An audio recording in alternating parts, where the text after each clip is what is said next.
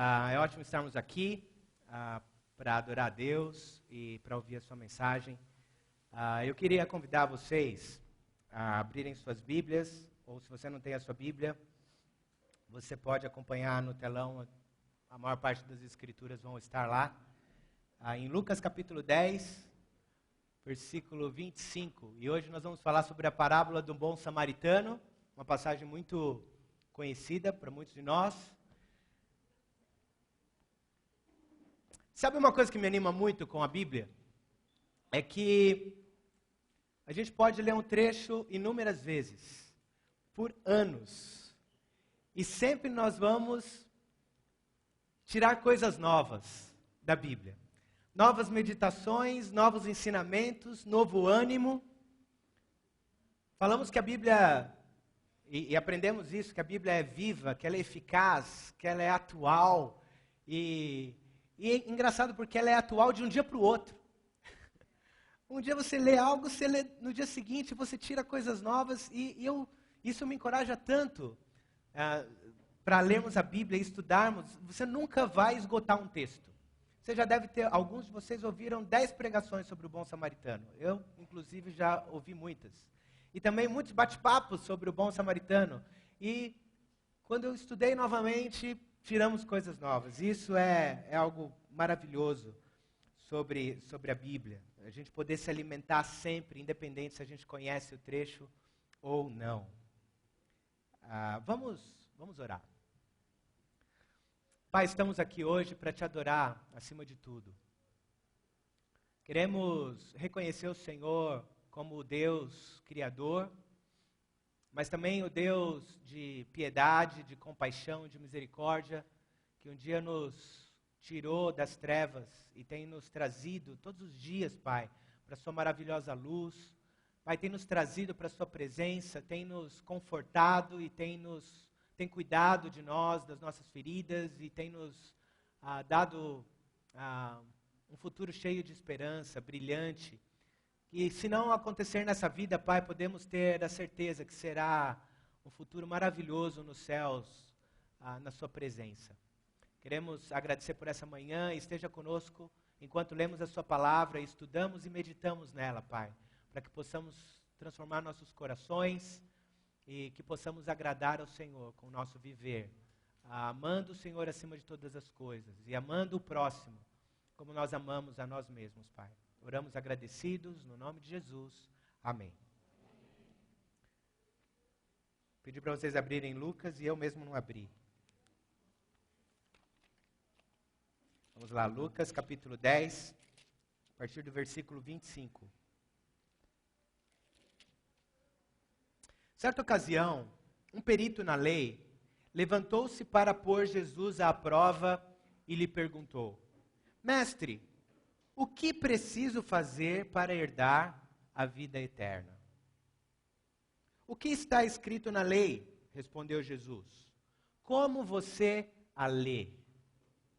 Ele respondeu: Ame o Senhor, o seu Deus, de todo o seu coração, de toda a sua alma, de todas as suas forças, de todo o seu entendimento, e ame o seu próximo como a si mesmo. Disse Jesus: Você respondeu corretamente. Faça isso e viverá. Mas ele, querendo justificar-se, perguntou a Jesus: E quem é o meu próximo? Em resposta, disse Jesus: Um homem descia de Jerusalém para Jericó, quando caiu nas mãos de assaltantes. Estes lhe tiraram as roupas, espancaram-no e se foram, deixando-o quase morto. Aconteceu estar descendo pela mesma estrada um sacerdote.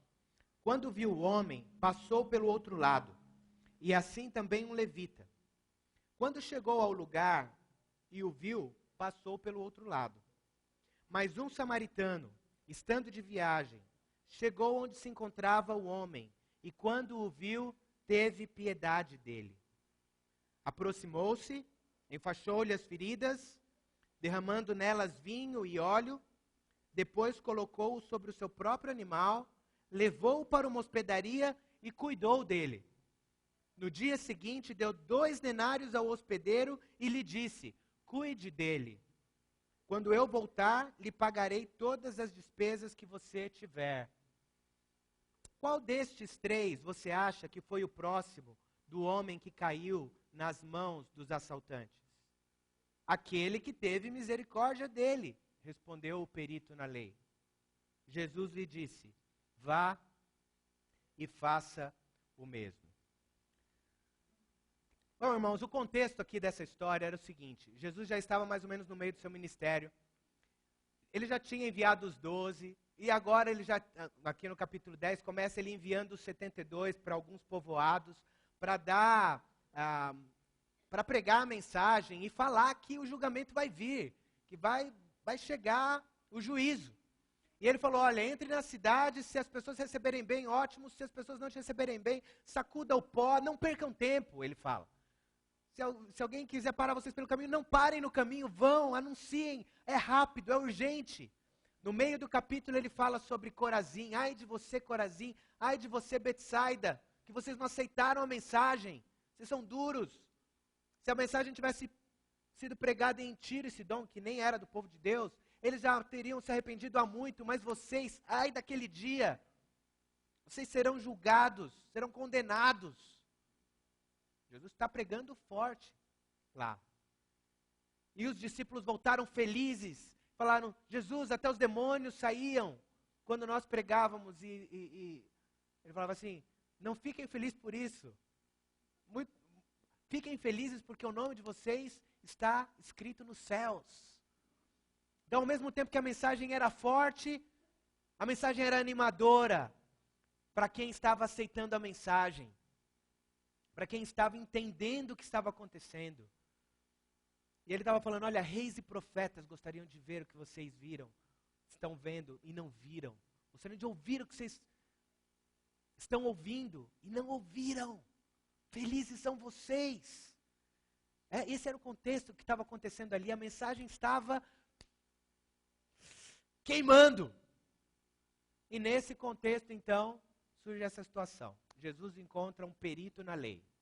Um homem que sabia tudo, era advogado, até ele julgava questões religiosas, porque ele era perito, ele conhecia tudo. E ele vem para Jesus e faz essa pergunta: mestre, o que preciso fazer para herdar a vida eterna? Pode pôr no perito da lei aí, irmão. Perito na lei. Que ótima pergunta, não? O que fazer para herdar a vida eterna? Você conhece uma pergunta mais importante do que essa? O que você perguntaria para Jesus se você estivesse nessa... Jesus, qual é a cura do câncer? Jesus, como fazer para o meu casamento dar certo? O que fazer para parar de brigar com a minha esposa? Qual é a pergunta mais importante a se fazer? Era o que esse homem estava fazendo. O que devo fazer para herdar a vida eterna? Você se faz essa pergunta? Você?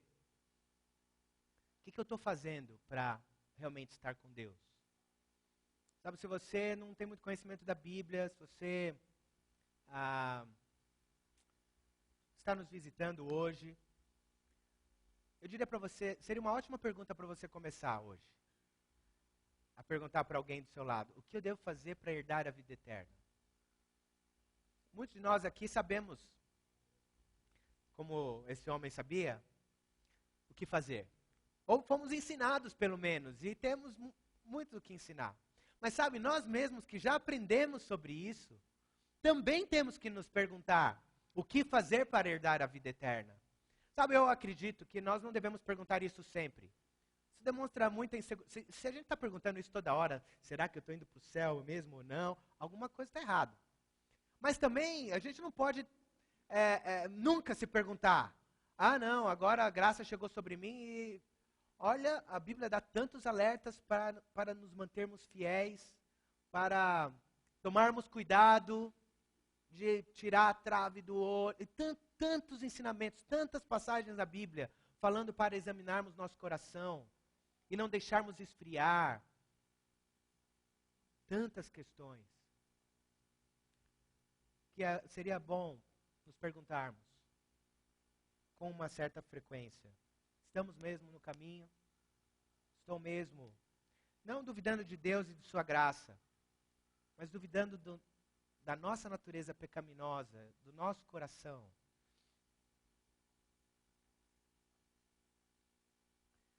Aqui ele fala que esse homem tinha uma motivação errada, porque ele não fez essa pergunta com o coração correto.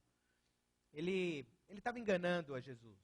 E Jesus, sabendo disso, sabendo do coração, ele pede, responde aí para mim, você que é perito,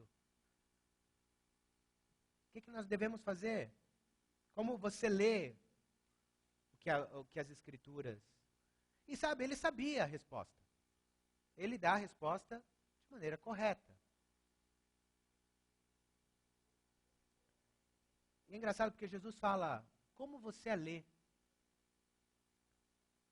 Dando a importância sobre como nós devemos interpretar a Bíblia. Estudar a Bíblia. Meditar na palavra de Deus. Essa é uma pergunta para fazermos. Como estamos lendo nossa Bíblia? Eu acredito que, e a gente às vezes ouve muito, as pessoas falando das pregações. Eu já fiz muito disso também. Queremos pregações boas, queremos escola bíblica, queremos estudos de segmento, queremos alimento. E isso é ótimo. E nós nos esforçamos. O Bruno compartilhou um dia desses que ele fez a aula e passa para a gente dar algumas dicas. Eu também perguntei para alguns irmãos, falando sobre as coisas que eu queria falar hoje. A gente tem se esforçado para crescer no ensino. Mas eu acredito, irmãos, que nós não devemos estar tão dependentes da pregação, da escola bíblica, do ensino de novos, dos tempos com seu líder de igreja em casa. O que Jesus está querendo nos ensinar hoje é nós meditarmos e nos responsabilizarmos por nosso crescimento espiritual, por nossa leitura, por nossa meditação na Bíblia, por nossa boa interpretação, por nossa correção e por nossa prática. Como colocamos aquilo que estamos aprendendo em prática.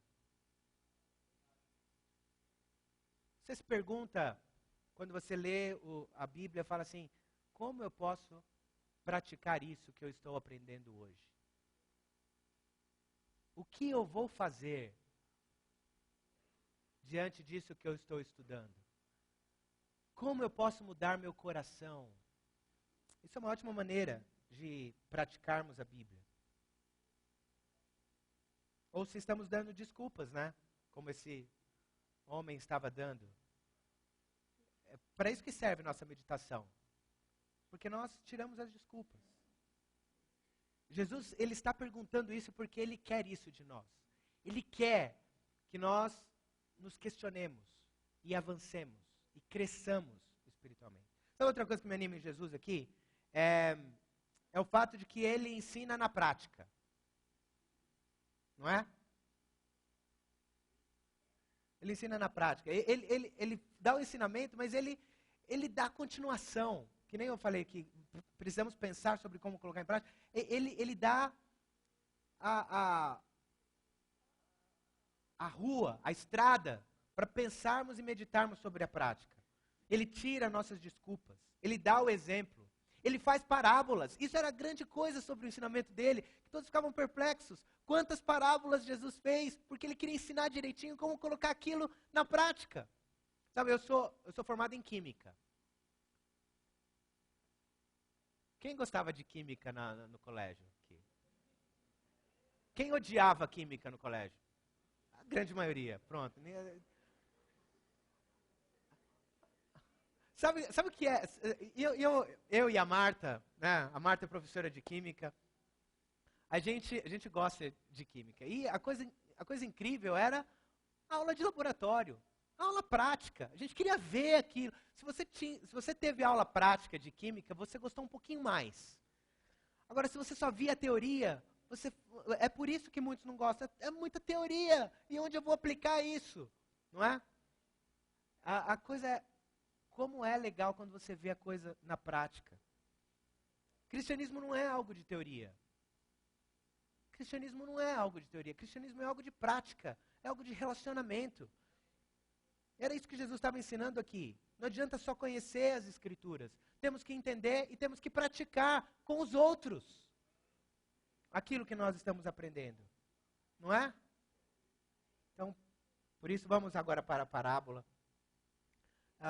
Essa parábola é uma coisa impressionante, porque assim como outras parábolas, Jesus dá tantos detalhes que passa a impressão que isso não foi uma história inventada. Ele viu isso em algum momento. Né?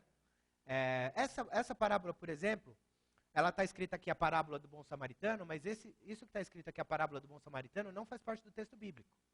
É diferente lá de Mateus 13, quando fala, então Jesus lhes contou essa parábola. Tem alguns outros trechos. E aí os discípulos perguntam, Jesus, explica-nos a parábola do joio, do semeador. Nessas aí, no texto bíblico está a palavra parábola. Aqui não está a palavra parábola. Mas tudo bem, vamos acreditar que é uma parábola. Uma história que Jesus contou. Mas são tantos detalhes, irmãos, que se não aconteceu exatamente como Jesus contou aqui, aconteceu algo muito semelhante que Jesus viu. Primeiro, ele fala sobre essa estrada, né? A estrada que descia um homem de Jerusalém para Jericó. Tem imagens da estrada aí, ó.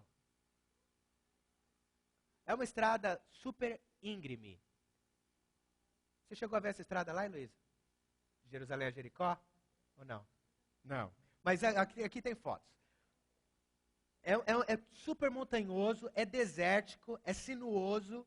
Ela desce 1.000 metros em 24 quilômetros. Então, num trecho de 24 mil quilômetros, ela desce 1.000 metros. Mais do que aqui de São Paulo para Santos. Que é muito maior do que 24 quilômetros. Num trecho menor, ela é muito mais inclinada do que descer para Santos. Então, é uma estrada perigosa, difícil, e esse era o cenário da parábola que Jesus estava contando.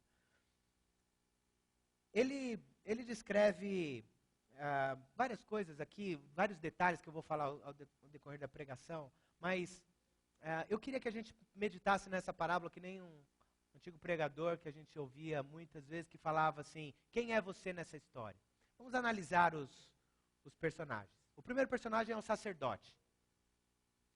Sacerdote, segundo as Escrituras, pode passar aí, por favor. Ele era responsável por cuidar do santuário e do altar. Ele era responsável pelas ofertas, por ministrar no santuário. Ele tinha que ensinar o povo a guardar a lei e direcionar o povo para a vontade de Deus. Tem algumas passagens que falam sobre o sacerdote. Nós vamos ler aqui algumas delas. Bem rápido para a gente passar. Em Números 18, ele fala assim, o Senhor disse a Arão, você, os seus filhos e a família de seu pai serão responsáveis pelas ofensas contra o santuário. Ou seja, se alguma coisa acontecer contra o santuário, vocês serão responsabilizados, vocês descendentes de Arão.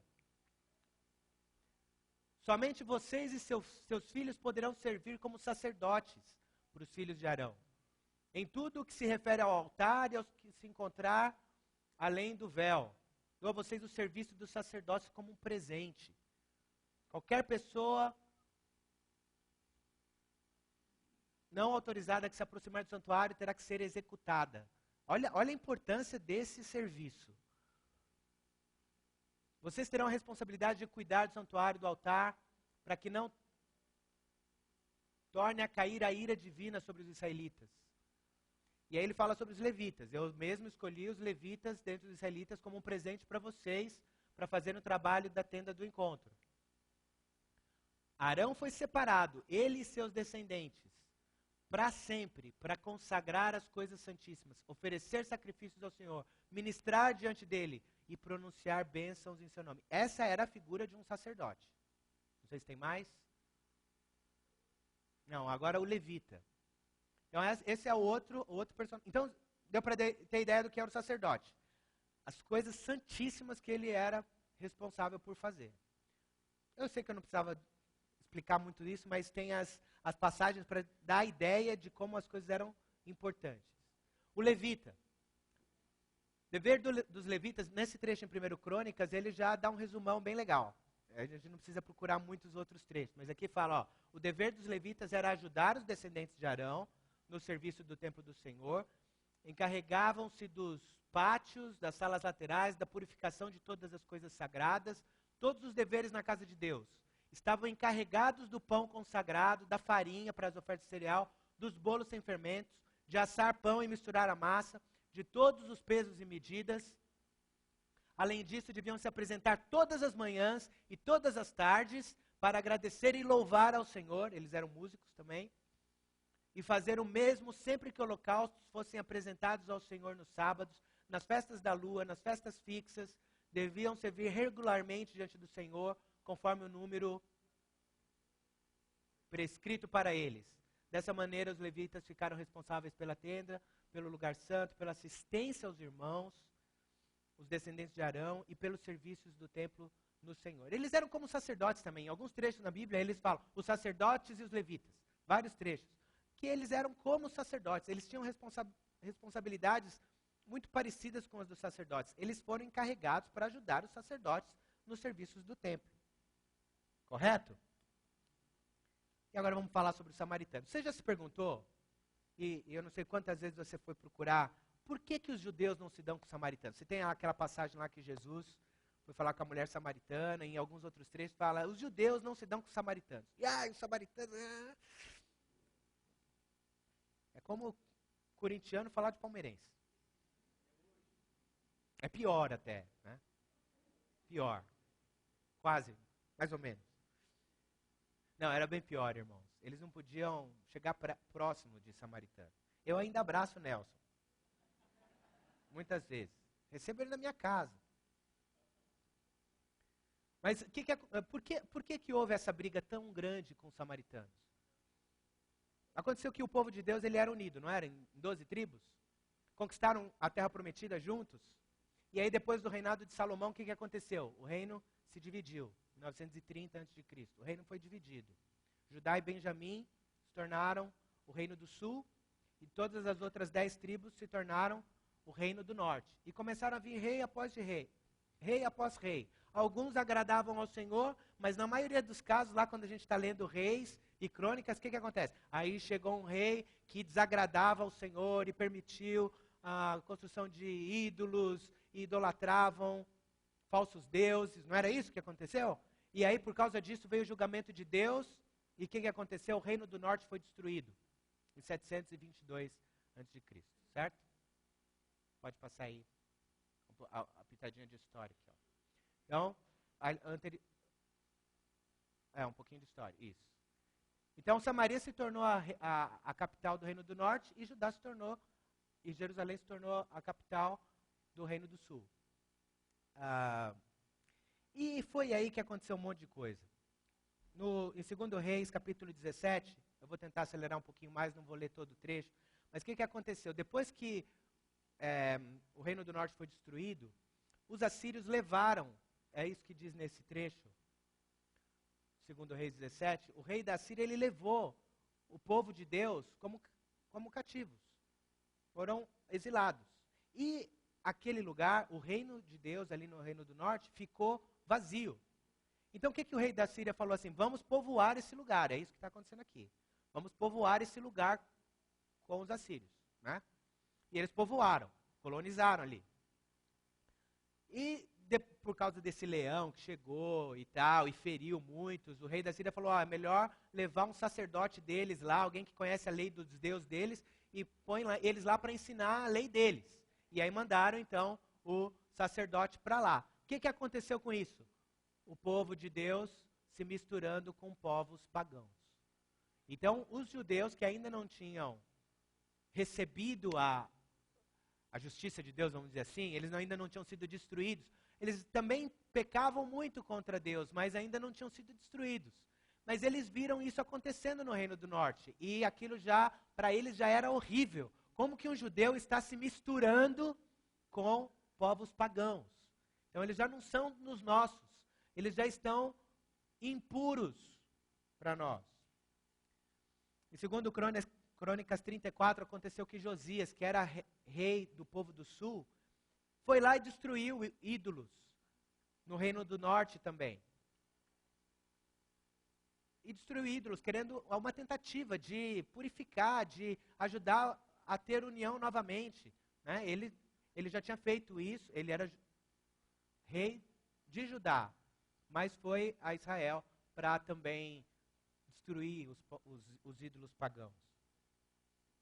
Em Jeremias 41, versículo 5, Jeremias vivia já na época prestes a ter a queda do Reino do Sul, 200 anos depois da queda do Reino do Norte. Ou seja, muito tempo se passou. Não foi uma briguinha que aconteceu e de repente eles quebraram os laços. Romperam os laços por causa de uma briga, por causa de algo bobo. É algo que durava anos, centenas de anos. Aqui já era Jeremias, quase na queda do Reino do Sul. Ele está falando que samaritanos foram a Jerusalém para... Está aí Jeremias, né? Jeremias 41. 80 homens que haviam rapado a barba, rasgado suas roupas, feito cortes no corpo, vieram de Siquém, de Siló e de Samaria, trazendo oferta de cereal e incenso para oferecer no templo do Senhor. Então, havia alguns momentos em que os samaritanos e os judeus tentavam uma aproximação ou alguma relação. Em Esdras capítulo 4, os samaritanos quiseram ajudar na reconstrução do templo. Esdras agora, o Reino do Sul também já tinha caído. Já tinha havido a guerra e destruíram Jerusalém em 586. Já tinha acontecido. E agora Esdras, já em 530, está tentando reconstruir, está tentando unir o povo de novo. E eles chegam lá, samaritanos, falando, nós queremos participar disso. Queremos participar da reconstrução, porque somos como vocês, sempre temos adorado o Senhor. E aí falam, não, vocês não podem. Vocês imaginam isso? A tentativa de perdão. Quantas vezes isso acontece entre nós? Tentativa de perdão, tentativa de aproximação, e aí fecham a porta na sua cara. Você fala, nunca mais eu vou também. Né? Foi isso que aconteceu. Neemias 4 já conta quando Neemias está reconstruindo as muralhas, fala da oposição que alguns homens tiveram. Eram homens de Samaria. Neemias 4. Quando Sambalate soube que estávamos reconstruindo o muro, ficou furioso. Ridicularizou os judeus. E eles falaram um monte e se opuseram. Lembra que eles tinham que ficar com armas enquanto eles construíam? Porque eram os samaritanos que estavam se opondo à construção deles. E ainda tem mais história que eu não vou ficar contando tudo. Mas os samaritanos eram assim, momentos que o povo de Judá estava progredindo, eles se aproximavam querendo uma aliança. Aí quando eles estavam sendo destruídos, eles se aproximavam dos assírios. Então é assim, quando convém eles vêm, quando não convém eles vão. Então não dá para confiar num povo desse, não é? Então você consegue imaginar como os judeus se sentiam em relação aos samaritanos, povo que tinha se misturado com povos pagãos. Eram irmãos, mas eles tinham caído. E nas tentativas não dava certo. E ainda aquela desconfiança, não, eles não são dos nossos, eles são dos nossos, não, eles não são dos nossos, não, eles são dos nossos. E isso gera essas várias tentativas geram tantas frustrações sobre você confiar ou não no outro. Sabe, baseado no conhecimento de que a gente tem agora, sobre como era um sacerdote responsável por coisas maravilhosas, hiper responsável e religioso e precisava ser alguém que cuidava das coisas sagradas, santíssimas.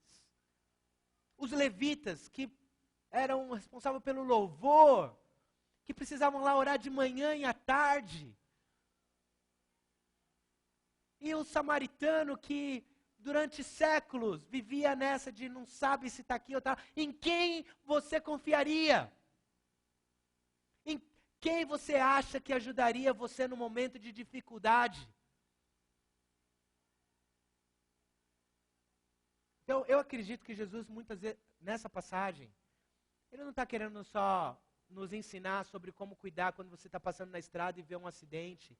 E a gente, muitas vezes, tem medo, e é uma situação muito semelhante com essa. Mas não é esse lado que eu vou explorar hoje, que eu estou explorando hoje. Mas é a visão que a gente tem das pessoas.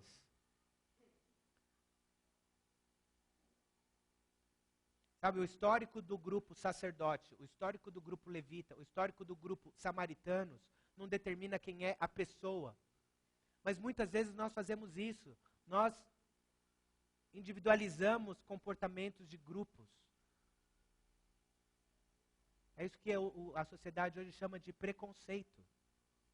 Sabe, é uma atitude preconceituosa a gente supor que os dois religiosos aqui ajudariam um homem e não o samaritano. Sabe, essa semana foi uma semana cheia de notícias sobre preconceito, não foi? Não sei se vocês acompanharam, mas me chamou a atenção. Eu vi uma notícia sobre um policial que atirou num negro pelas costas. E isso está dando muita notícia nos Estados Unidos porque isso é recorrente. Eu vi uma notícia sobre os índios indo à Câmara por causa do Dia do Índio, que é dia 19, foi dia 19, é hoje, dia 19, e eles estavam lá discutindo e eles saíram, as mulheres da limpeza entraram para passar álcool na cadeira dos deputados. E isso gerou mais bafafá. Eu vi foto de uma transexual que foi agredida, estava completamente desfigurada, eu não li a matéria, mas se foi uma transexual que foi agredida, então bota lá na notícia. Hoje no futebol, todos os corintianos e os palmeirenses vão receber um cartão vermelho numa atitude contra o preconceito, contra o racismo. Vão lá dar um cartão vermelho ao racismo. São notícias da semana.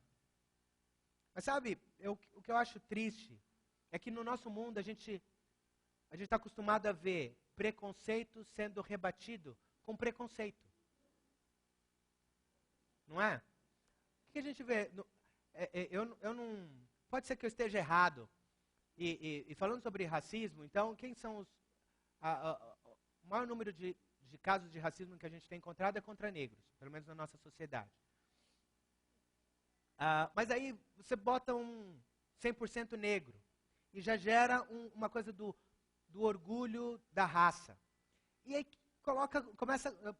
Pode ser que tenha outros motivos que eu não sei, se você quiser me explicar depois um motivo pelo qual você acha isso justo, você pode me explicar. Mas o que eu acho aí a gente já bota o orgulho negro, né? Ou então tem o preconceito contra os homossexuais. E aí se você defende uma posição bíblica sobre homossexualismo, então você é homofóbico. Já te classificam como outra coisa. E aí eles fazem uma parada do orgulho gay para então defender sua posição. E aí é preconceito contra preconceito. É uma defesa querendo atacar. Não sei se é bem isso, mas sabe, entre nós, não pode ser assim. A maneira correta de combatermos preconceito é como Jesus falou, é com amor, é com piedade. Em Gálatas 3,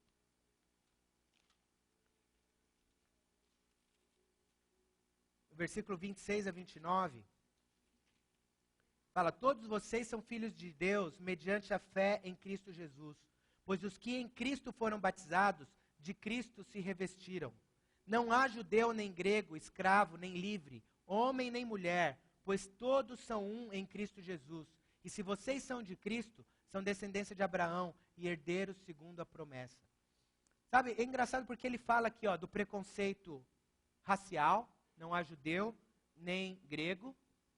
Ele fala do preconceito social, escravo nem livre. E ele fala do preconceito sexual, homem, mulher, que hoje no nosso caso tem mais do que duas classes. Pois todos são um em Cristo Jesus. Todos nós somos um, irmãos. E não deve haver preconceito, nem na nossa sociedade, muito menos entre nós. Mas sabe, eu acredito que muitas vezes nós cometemos preconceito, quando nós julgamos muito rápido um ao outro. Eu vejo isso algumas vezes no meu coração, e eu não sei se você vê na sua. Mas há frases como, fulano não se mistura com pobre. Ou frases como, eu não sei se meu filho pode estudar com fulano ou com fulana, estudar a Bíblia, eu acho que ele é muito simples para ele ou para ela. Ou pensamentos como, mas ela é patricinha, ele é burguesinho. Às vezes nós julgamos valores assim, pela questão social, ou por outras questões. Sabe, existe o preconceito religioso que nós sofremos muitas vezes no nosso trabalho. De pessoas falarem, o crente, não sei o que lá. Lá no meu trabalho tem um rapaz que brinca bastante, dá apelido para todo mundo. Ele me chama de bispo.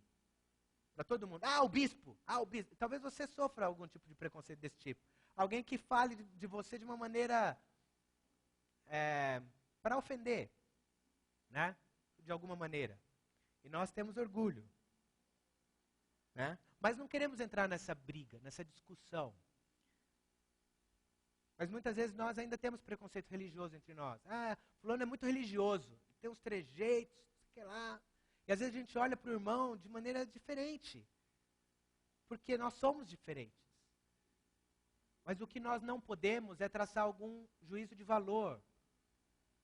Às vezes nós temos questões que nós vamos ter que lidar mais profundamente.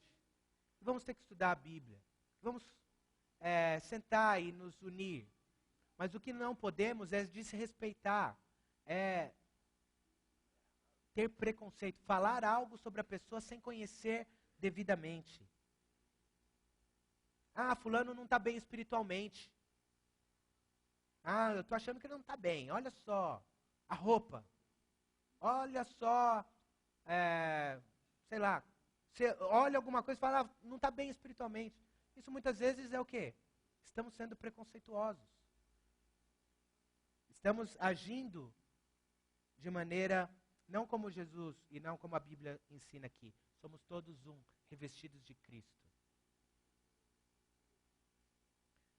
O que eu estou querendo dizer, irmãos, é que nós precisamos ter mais cuidado com o que falamos.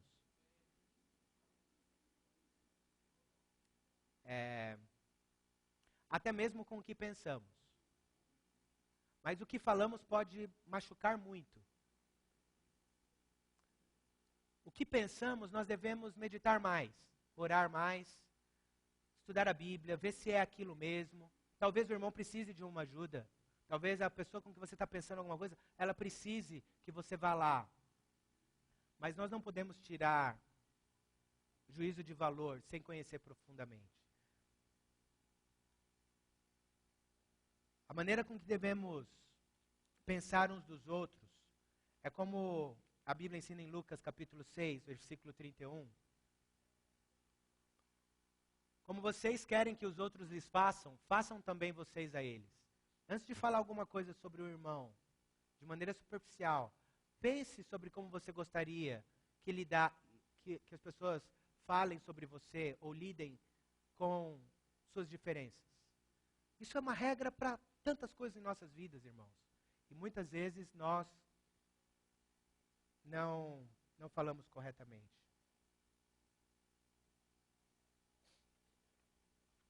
Voltando ao texto, por que será que o sacerdote, o levita, eles não ajudaram?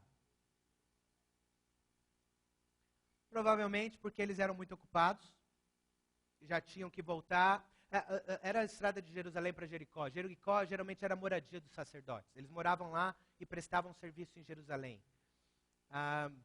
Talvez eles tinham que voltar para arrumar alguma outra coisa, porque vão voltar à tarde, os levitas, por exemplo. Eles iam para lá e para cá. Mas certamente, talvez o sacerdote falou assim, olha, eu não sei se vão me atacar se eu parar para ajudar esse homem. Ou, eu sou um sacerdote, se eu estiver mexendo nele e alguém chega e me acusa de assassiná-lo, minha reputação, meu serviço, vários pensamentos poderiam acontecer. Pode ser que ele tivesse um bom coração, mas arrumou algumas desculpas boas para não mexer naquele homem que foi assaltado. E o levita, talvez, que vinha atrás, falou, mas se nem o sacerdote parou, seria uma ofensa eu parar, porque ele vai achar... Vários pensamentos poderiam passar. Mas sabe o que Jesus está falando? A grande questão é, eles não tiveram piedade. Eu acho que às vezes acontece isso conosco. Não, eu tenho que pegar minha filha na nova geração, não dá para te dar atenção agora. Pera um pouquinho só, porque eu tenho que comprar instrumentos para o culto de louvor, né, no caso dos levitas. Eu tenho que reunião de liderança. E temos muitas coisas. E às vezes não temos tempo para ouvir um irmão. O samaritano talvez tivesse muitas outras coisas para fazer. Estava em viagem, estava de férias provavelmente, ou viagem de negócios.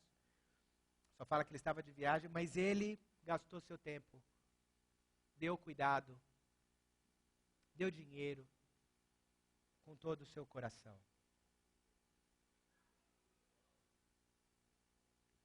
Outro detalhe que eu vejo Jesus falando nessa parábola, e é por isso que eu acho interessante, irmãos, quando a gente medita, a gente vê tantos detalhes, você tem que fazer uma pergunta, por que Jesus fez questão de falar isso? Na parábola, fala, Jesus, pode colocar na parábola de novo. Jesus faz questão de falar assim, um homem descia de Jerusalém para Jericó. E depois fala que o sacerdote, descendo pela mesma estrada, também estava descendo. E o levita também estava descendo. Mas o samaritano, ele não fala que ele estava descendo. Né? Ele estava ali de passagem, de viagem. O que aconteceu então? O que a gente pode tirar disso? Talvez eles fossem do mesmo grupo. E só o samaritano não. Só o samaritano não era do mesmo grupo. Tá vendo? Não era isso que importava. Mais um detalhe que faz desse samaritano alguém diferente. Por que será que Jesus faz questão de diferenciar isso? A origem deles era diferente, mas mesmo assim o samaritano o ajudou. A questão era a piedade. Ele se arriscou, o samaritano. Ele devia ter algumas posses, porque ele tinha dinheiro, ele tinha vinho, ele tinha óleo, ele tinha um animal, os outros dois não tinham. Ele pagou uma quantia e ainda se comprometeu a pagar o que mais aquele hospedeiro ia gastar. E aquele hospedeiro confiava nele, então o que me faz pensar é que ele já conhecia de outras viagens e ele acreditava que ele tinha dinheiro para pagar o que fosse gasto. Então, muito provavelmente, esse homem tinha bastante dinheiro. Sabe, ele deu muito amor. Parecia que ele estava fazendo isso por alguém da sua própria família. Não é? Você não faria isso por alguém da sua família? Todo esse cuidado, todo esse zelo, todo esse gasto. E nosso mundo hoje é frio. Outra notícia que aconteceu essa semana foi do Ed Mota, né? Que lá no exterior falou que os brasileiros são muito simplórios, que vão ao show dele e pedem Manuel. Ele falou, não vou cantar, tem que falar inglês. E gerou um rebu danado. Não foi? Mas depois ele falou assim, olha, e crucificaram ele, né? Todo mundo falou mal dele, não foi perdoado, não tiveram misericórdia. Não tiveram misericórdia. E depois ele falou, olha, eu penso isso mesmo, talvez eu esteja errado, mas talvez isso também seja porque eu tomo muitos remédios, muito antidepressivos. Ele deu mas você lendo, você até tem misericórdia dele. Aí eu ouvi falar que outras bandas pensam como ele também, mas não falam. Não falam sobre isso. Mas o mundo, ele não perdoa. Alguém cometeu algum erro, vamos malhar. Você vai ser... Porque na nossa televisão passa sangue fácil, né? A violência é algo tão comum, tão banalizada. E deixa nossos corações tão frios. Sabe, eu já tive esse tipo de pensamento. Você está sozinho? Nessa situação difícil que você está passando agora? Puxa, mas também você se isolou, né? Eu tive esse pensamento já, irmãos. E eu reconheci que era a frieza do meu coração. Que era a falta de piedade, falta de compaixão. Às vezes a gente julga muito fácil. Ele está passando por isso porque que ele pecou. É consequência de pecado isso. E às vezes nós passamos coisas na nossa vida, mas a gente é muito rápido a gente aprendeu isso, a julgar rápido e a dar direções rápido. A gente precisa ter mais cuidado. Julgamentos precipitados. Porque ao invés de julgar rápido, nós não enfaixamos as feridas das pessoas? Porque ao invés de apontar o dedo, nós não passamos o vinho, nós não passamos o óleo para dar conforto? No trecho também fala, tiraram-lhe as roupas. E eu fiquei pensando sobre isso. Quando nós ouvimos essa parábola, nós não nos comparamos primeiro com o sacerdote, levita e o samaritano. Quando a gente pergunta quem é você nessa história, geralmente a gente não está procurando se enquadrar nessas pessoas. Dificilmente nós olhamos para essa parábola e pensamos no homem que foi assaltado. Porque ele não reage, ele não pede ajuda, ele não grita por socorro, ele não faz nada. Ele está lá na história, mas ele não toma nenhuma atitude. Não é? Ele é passivo e dificilmente nós nos comparamos a ele. Mas me chamou a atenção falar sobre tiraram-lhe as roupas, porque talvez se ele tivesse com a roupa dele, talvez o sacerdote e o levita tivessem reconhecido nele alguém da sua classe. E aí teriam cuidado dele. Mas o fato dele estar sem roupas torna ele igual a todo mundo. E aí a gente vê exatamente o coração das pessoas que passaram ao redor dele. Quando nós somos batidos pela vida, e todos nós vamos passar isso em algum momento, seja financeiramente, seja espiritualmente, em algum momento nós vamos estar precisando de muita ajuda. A gente vai estar muito ferido espiritualmente ou fisicamente.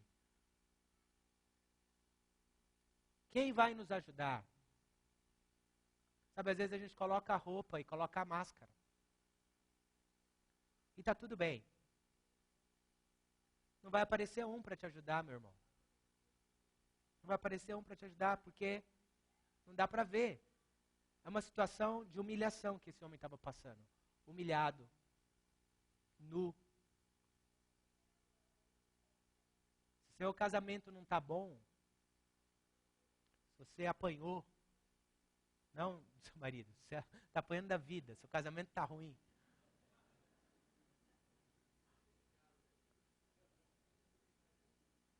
É hora de abrir, é hora de se mostrar, é hora de pedir ajuda para alguém, para que algum bom samaritano te ajude.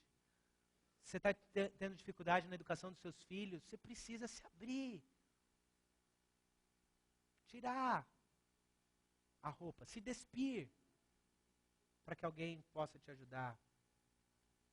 Sua carreira, sua finança, sua doença, tantas coisas nós passamos em nossas vidas. Precisamos de ajuda. Vamos precisar de misericórdia. Nossos pecados. Às vezes estamos apanhando de Satanás, que coloca aquela mesma luta todos os dias. Sabe, irmãos, precisamos nos despir, tirar a máscara. Quem é você nessa história de hoje? Você é como um perito na lei, que sabe a teoria, mas tem muita dificuldade para colocar em prática. É hora de voltar para Jesus, que ensina como fazer na prática. É hora de olhar para a Bíblia.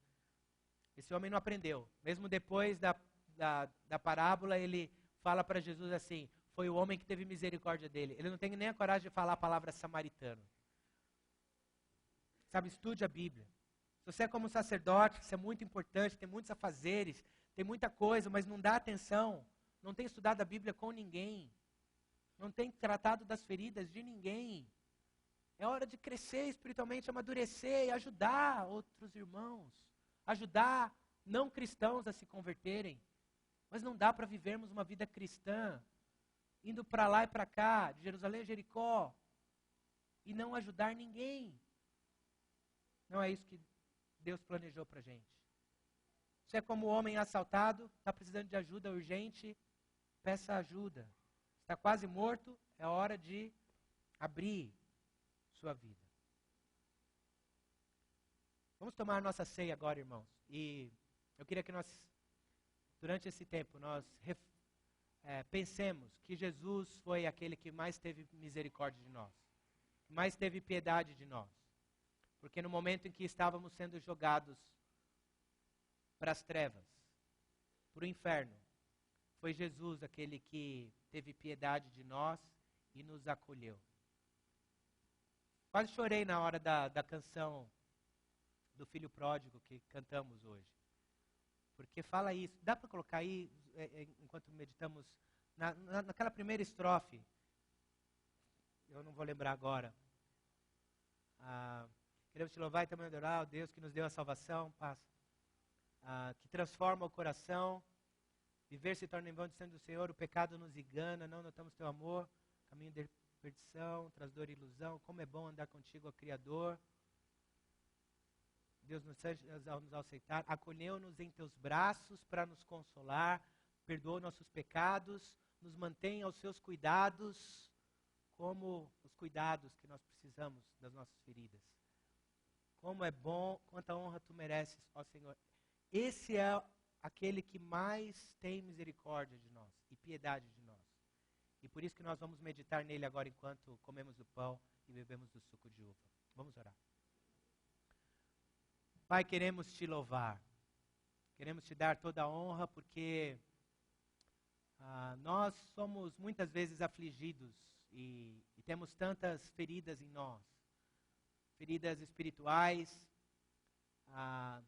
tanto julgamento, tantas coisas ruins que muitas vezes acontecem em nós, em nossas vidas. Pai, mas o Senhor só nos revestiu de Cristo, o Senhor teve a misericórdia, teve piedade da vida que vivíamos e nos trouxe para o caminho que leva à salvação. Queremos tanto te agradecer, Pai, e nesse momento lembrarmos do sacrifício de Jesus, que não teve muitas pessoas para curarem de suas feridas, da sua dor. Ele sofreu, morreu, e o Senhor, Pai, o ressuscitou da morte para que nós pudéssemos ter essa esperança, a esperança da vida eterna, que vamos ter, Pai, junto com o Senhor. Para que nesse momento que comermos desse pão e tomarmos desse suco, possamos lembrar do Senhor como nosso melhor amigo, aquele que cuida de nós e gastou tudo, Pai, deu tudo para salvar as nossas vidas. Que possamos ser assim na vida um do outro, cuidando das nossas feridas e respeitando e ajudando cada um a superar suas dificuldades. Obrigado pelo seu amor por nós. Em nome de Jesus. Amém.